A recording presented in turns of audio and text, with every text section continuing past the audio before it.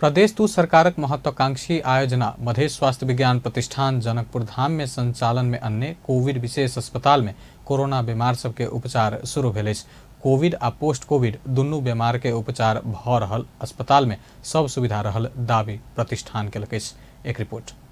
मधेश स्वास्थ्य विज्ञान प्रतिष्ठान अपन भवन नहीं पैबते विभिन्न महत्वाकांक्षी काम सब शुरू कर देने अछि। प्रादेशिक अस्पताल जनकपुर धाम के एक सामान्य भवन में अपन कार्य संपादन शुरुआत कर देने प्रतिष्ठान जनकपुर धाम में मणिपाल शिक्षण अस्पताल के लेल बनल प्रयोग विहीन रहल भवन में संचालन केने कोविड विशेष अस्पताल से कोरोना बीमार सबके उच्च स्तरीय इलाज कयल जा रहल अछि।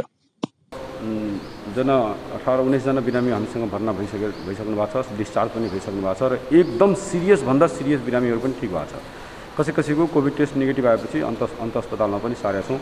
इभन ब्रेन सम्बन्धी मेनिन्जाइटिस इन्केफ्लाइटिसको बिरामीहरू पनि हामीले भर्ना गऱ्यौँ, लम्बर पङ्क्चर गऱ्यौँ, ढाडको पानी निकालेर जाँच्यौँ र पछि कोभिड उसको असिम्टोमेटिक कोभिड र मेनिन्जाइटिस प्रिडोमिनेन्ट आएपछि त्यसलाई अन्यत्र अस्पतालमा पनि व्यवस्था गरेका छौँ।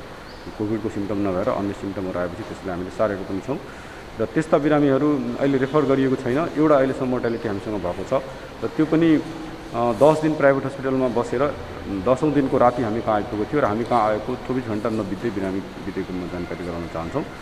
र त्यस्ता अन्तिम समयमा आएका बिरामीहरूलाई जोगाउनु पनि गाह्रो हुन्छ। कोभिडमा यदि उचित समयमा बिरामी आयो भने मृत्यु दर अत्यन्त कम छ।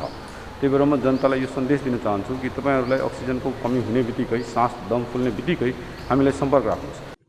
कोरोना के साथे कोरोना से नीक भक घर जा चुकल पोस्ट कोविड के बीमार सबके समेत फोन क विभिन्न परामर्श देल जा रहल, हुनका सबके अवस्था बुझल जा रहल, आवश्यक पड़ल में इलाज समेत निःशुल्क कयल जा रहल दावी कोविड विशेष अस्पताल के प्रमुख डॉक्टर जामुन सिंह के अछि।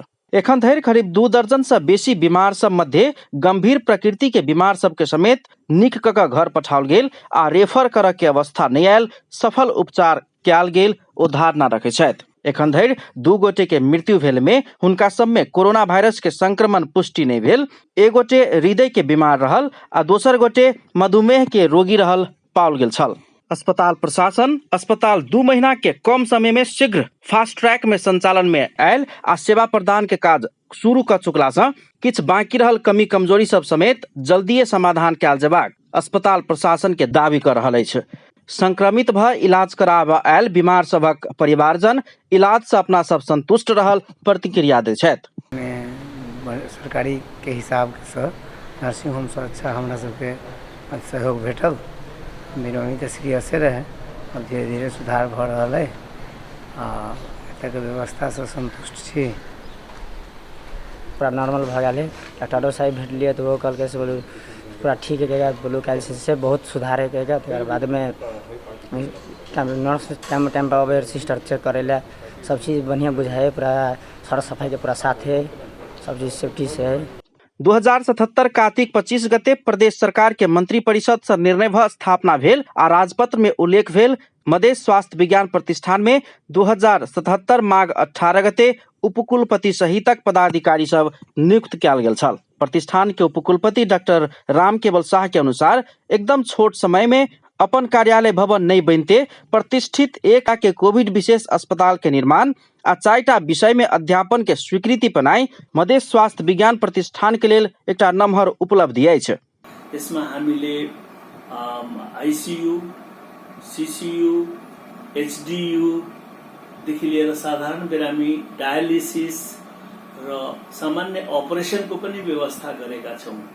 कोभिडबाट संक्रमित बिरामीहरूको टोटल इलाज होस्, पूर्ण इलाज होस् भनेर हामीले व्यवस्थापन गरेका छौं, जसले प्रदेश स्तरीय सबै सेवा सुविधा उपलब्ध हुनेछ र खास गरेर अब तेस्रो लहरमा चाहिने अब बच्चाहरूलाई पनि यहाँ संक्रमित हुने खतरा भएकोले बच्चाहरूको पनि आईसीयू 5 बेडको आईसीयू हामीले सञ्चालनमा ल्याएका छौं, जसले गर्दा बच्चाहरूलाई पनि कुनै संक्रमण भएमा हामी सफलता साथ उपचार गर्न सकौं।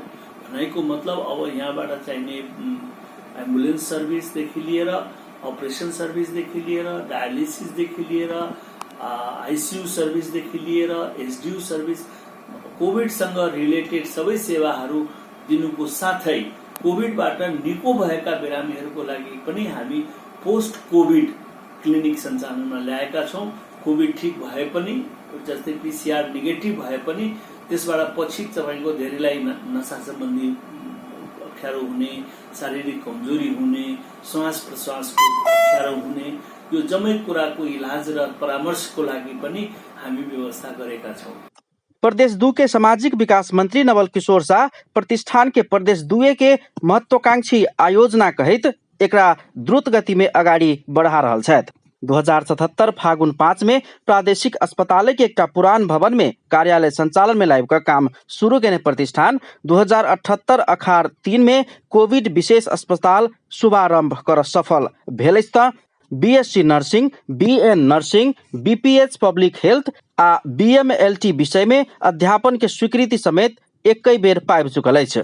एखन फेर से आबि कऽ कोरोना वायरस के तेसर लहर के संक्रमण बढ़ित जा रहल समय में प्रतिष्ठान के ई विषय आ सेवा सब कते प्रभावकारी हैत उ समय बताओ। मुदा सरकारी स्थल में निःशुल्क देल जा रहल स्वास्थ्य इलाज सेवा सब गोटे के उपयोग करबाक चाही। अपन टेलीविजनक लेल कैमरा में संजय आ सुमित के साथ में पूरन शाह, जनकपुर धाम।